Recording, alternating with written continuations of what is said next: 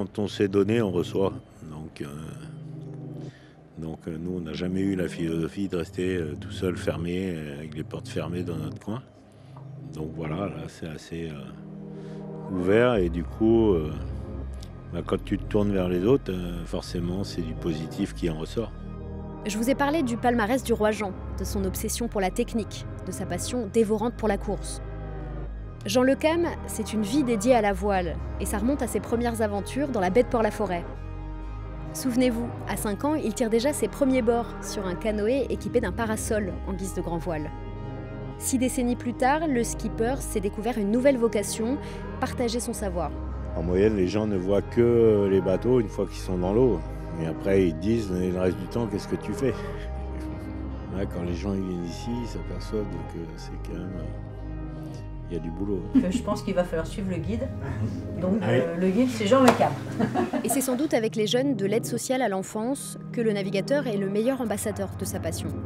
Il accueille avec plaisir sur son chantier ces mômes placés en famille d'accueil. Il prend le temps de répondre à chaque question, il leur ouvre la porte de son univers.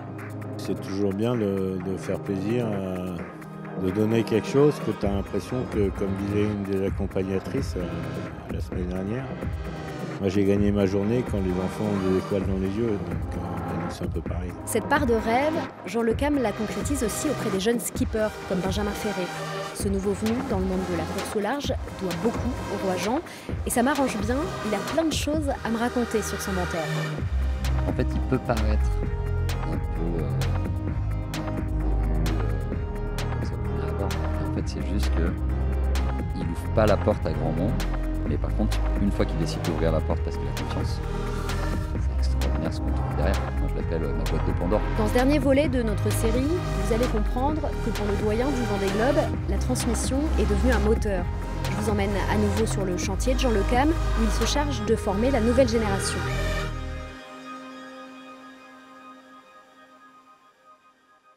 Le roi Jean, une vie de marin. Épisode 8. Le roi Jean et ses petits princes. Nous sommes un dimanche après-midi, au tout début du printemps. Je rejoins Jean à Port-la-Forêt, près du hangar où il entrepose son bateau. Anne, son épouse, est là elle aussi. C'est elle, souriante comme d'habitude, qui reçoit les enfants et leur famille d'accueil. Donc bienvenue, c'est chouette. Le petit groupe s'avance. Tout le monde est un peu intimidé. Ces enfants dépendent de l'ASE, l'aide sociale à l'enfance. C'est l'une des causes portées par le département du Finistère, le sponsor de Jean pour le Vendée Globe 2024. La plupart sont des gamins qui ont été cabossés par la vie et dont les parents ne peuvent plus s'occuper. C'est la première fois qu'ils rencontrent un marin, un vrai, alors il y a un peu d'appréhension. Mais heureusement, Anne Le Cam est là, elle prend les choses en main, les met à l'aise. Elle installe tout le monde autour de la table de réunion du chantier et distribue à chacun des enfants un carnet de bord qui contient des explications sur le métier de navigateur et sur les bateaux bien sûr. Alors ce qu'on fait, traditionnellement, on commence toujours par faire un petit tour de table pour se présenter, donner les âges, dire d'où on vient, tout ça, pour se connaître. C'est plus sympa de se connaître que de s'ignorer. Hein. Alors qui commence? Tu commences? Je m'appelle Cel Sapir, j'ai 9 ans et demi et j'habite à Roscoff. Et toi, jeune homme? Je m'appelle Samy, j'ai 8 ans et j'habite à Roscoff. Aussi? Oui. Et vous êtes en quelle classe tous les deux alors? Moi c'est CM1. CM1? CE2. Et ben voilà, Angeline. Angeline, donc moi je travaille pour la radio France Bleu et avec Laurent on fait une petite émission sur Jean et sur vous aussi. Et toi? T'es qui?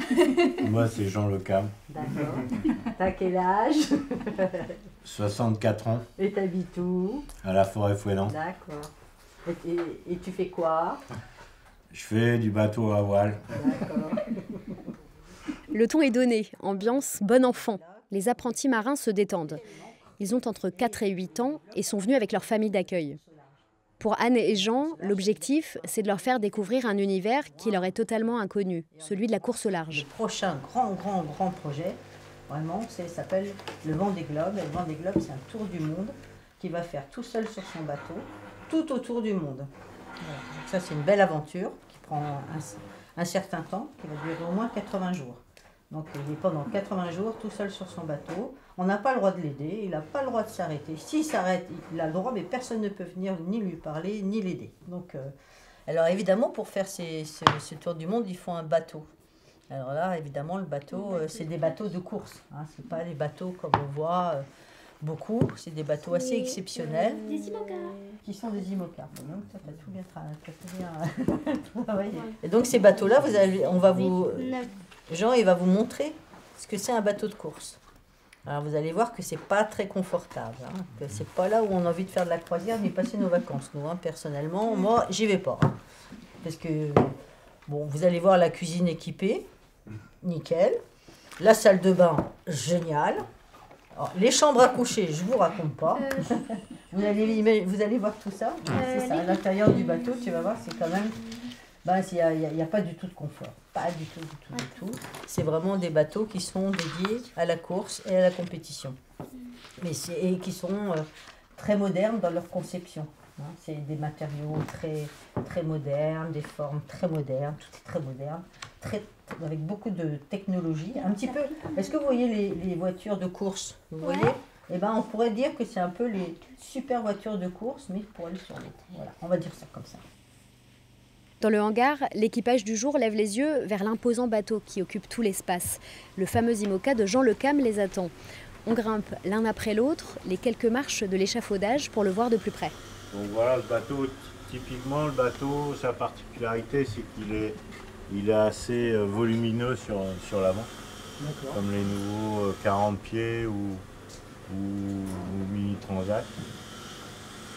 Donc là, par exemple, on est en train de faire qu'est-ce que tu fais là? Des renforts pour mettre sur le mât.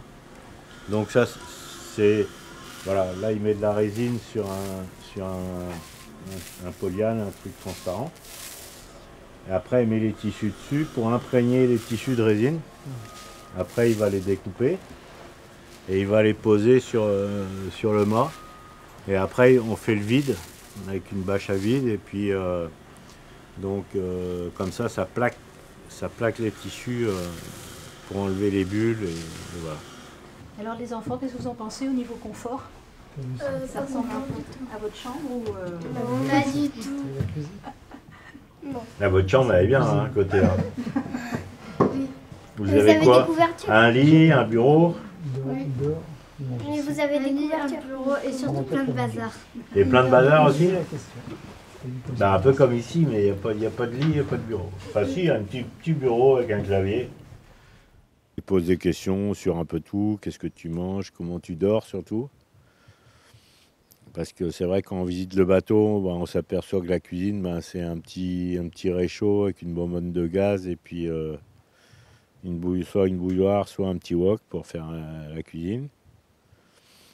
Et puis voilà, il y a toujours des questions et puis ça fait plaisir de... Après, ça les intéresse. Et puis il y a aussi les familles d'accueil, les parents d'adoption, on va dire, qui sont aussi très passionnés par le projet, donc ça c'est bien. Souvent, c'est leur premier contact vraiment avec la course au large. Oui. Et puis là, c'est pour de vrai, quoi. C'est-à-dire qu'ils viennent dans le bateau, ils sont au contact direct avec la vraie vie, quoi. Toi, ça te fait plaisir, ça se voit que t'aimes ça. Ouais, parce que c'est toujours pareil. Mais je crois que tous les gens sont pareils. Quand tu t'intéresses au métier des gens, les gens sont toujours intéressés à faire découvrir ce que tu fais, toi. Donc, et c'est partagé en général. Cet aspect-là, c'est important pour toi aussi de réserver, entre guillemets, cette visite à des enfants qui ont peut-être moins de chance que les autres? Oui, c'est génial. Tu penses que ça peut créer des vocations?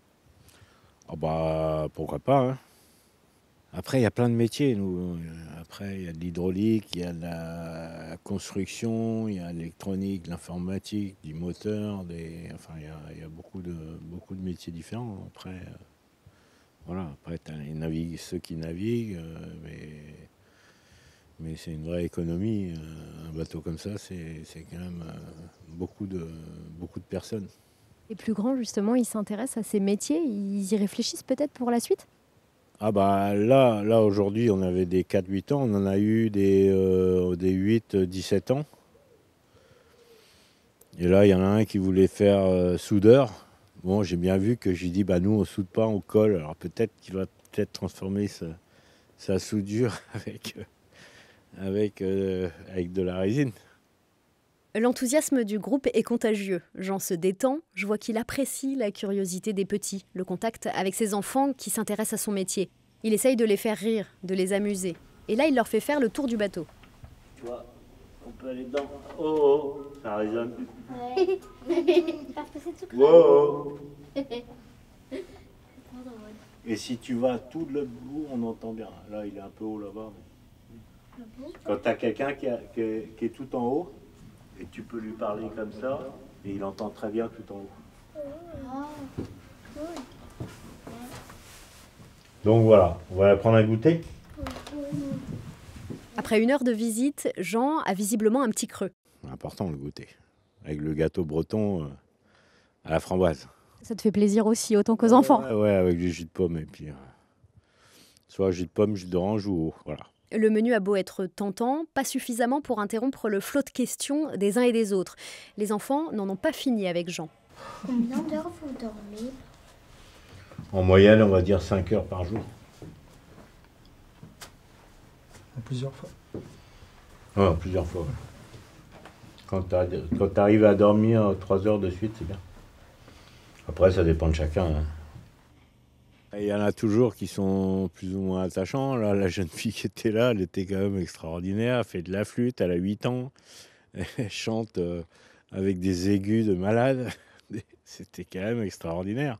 C'est marquant, quoi. C'est les moments qui sont marquants. Cette jeune fille dont parle Jean, c'est Salsabil. Elle a 8 ans, elle vient du Nord Finistère avec son accompagnant familial. C'est ainsi qu'on appelle son père d'accueil. De retour au chaud, dans la salle de réunion, après un verre de jus de pomme et une part de gâteau, elle feuillette le carnet de bord que lui a donné Jean. Elle découvre alors les paroles d'une chanson qu'elle connaît par cœur. C'est un fameux 3-9 comme un oiseau, et c'est haut, son petit anneau, 18 nœuds, 400 tonneaux, je suis fière d'y être matelot.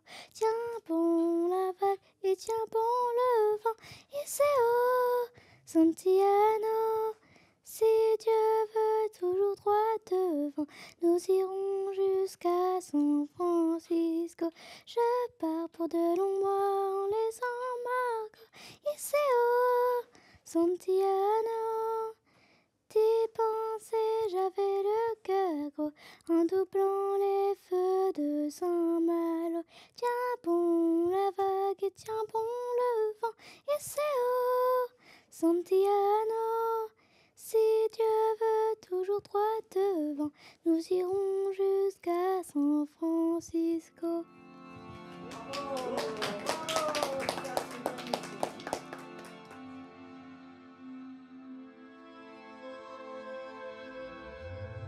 La visite s'achève sur ce moment suspendu. Les enfants repartent, leur carnet de bord dédicacé sous le bras, des étoiles dans les yeux.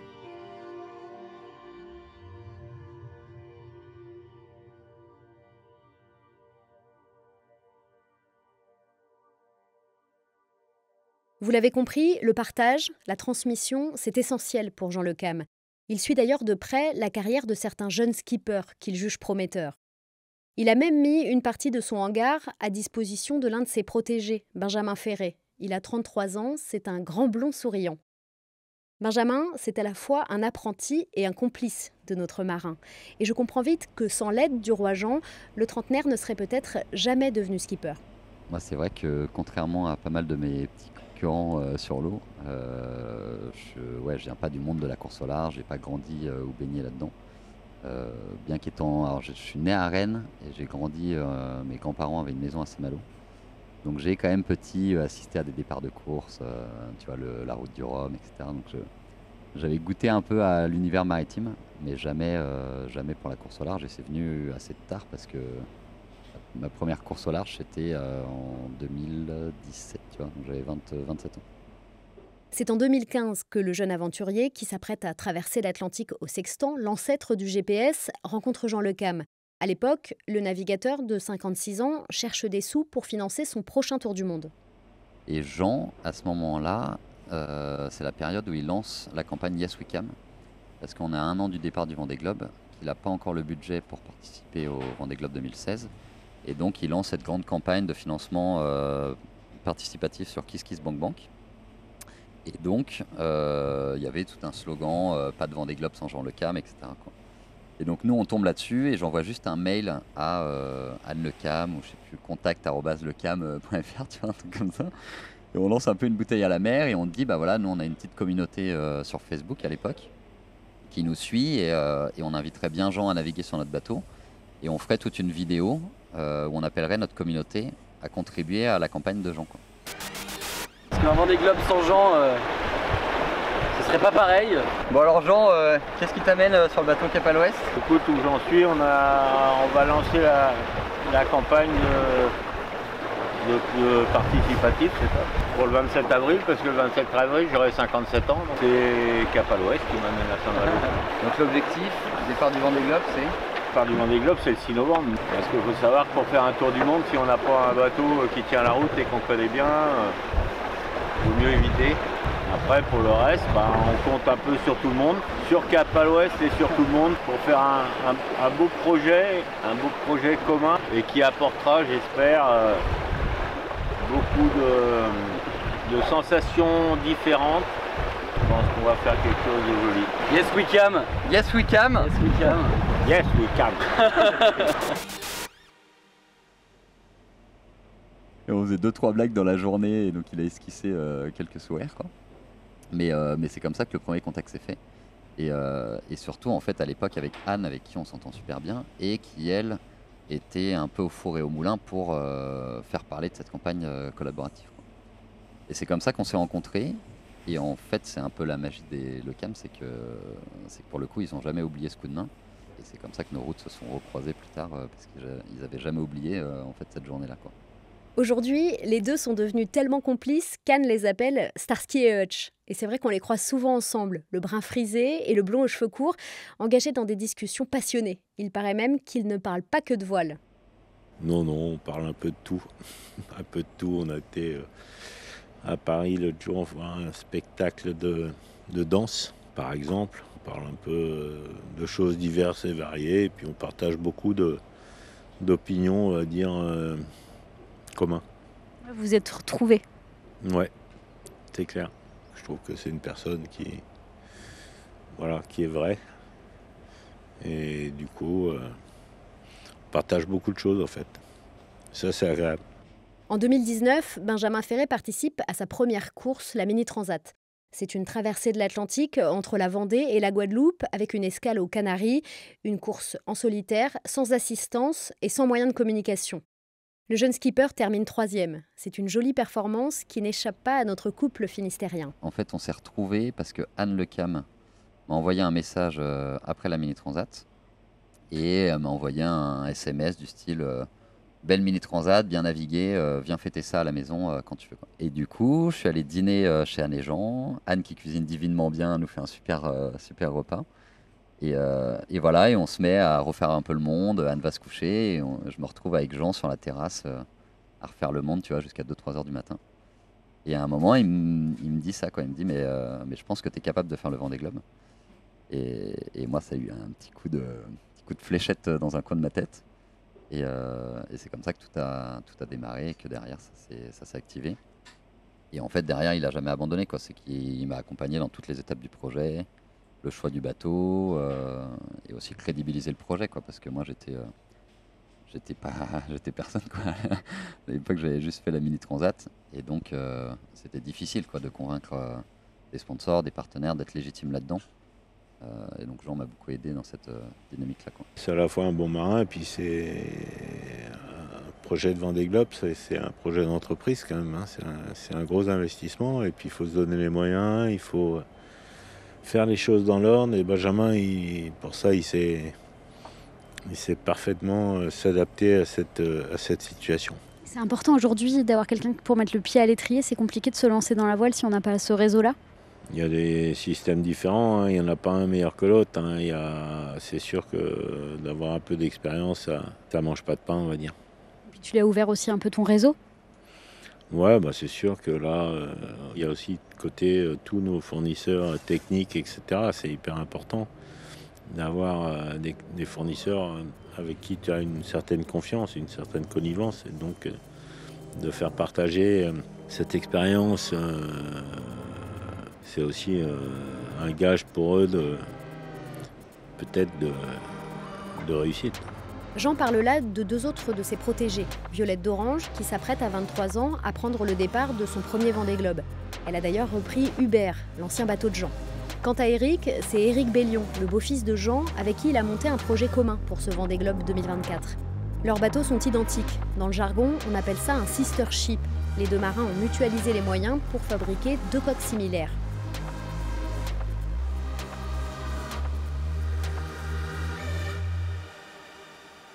Benjamin Ferré, lui, ne navigue que depuis quelques années, quand il se lance à l'assaut de l'Everest des mers. C'est ainsi que les marins appellent le Vendée Globe. Et c'est au plus près de son mentor qu'il élabore son projet. Quand j'ai récupéré mon bateau, moi j'avais plus de logement en Bretagne. Et du coup, j'ai habité 3 mois chez Anne et Jean. Donc, je les appelais les darons, quoi, parce que j'avais l'impression de me retrouver.